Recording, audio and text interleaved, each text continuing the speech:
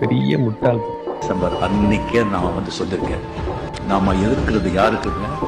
யார? ரெண்டு பெரிய ஜாம்பவான்கள் அசுர பலத்தோட இருக்காங்க.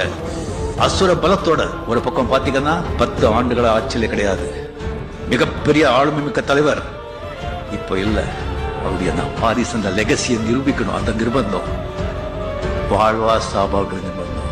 இன்னொரு பக்கம் ஆட்சி கையில வச்சுக்கிட்டு அந்த குபேரனோட கஜானாவே கையில வச்சுக்கிட்டு அவங்க காத்துட்டு இவங்க நடுவுல நான் ஒரு சினிமா புகழ் வச்சுக்கிட்டு நம்ம ரசிகர்களை வச்சுக்கிட்டு ஜெயிக்க முடியுமா?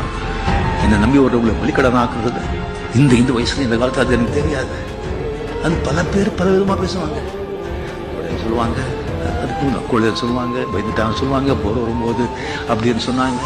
அப்படி ஒரு கெட்ட பேர் வேண்டாம் சொல்லிட்டு தான் நான் வந்து இதெல்லாம் பண்ணிட்டு நான் இறங்கினா கூட இந்த மாதிரி சந்திக்க வேண்டியிருக்கு. ஷேர் பண்ணுங்க, சப்ஸ்கிரைப் பண்ணுங்க.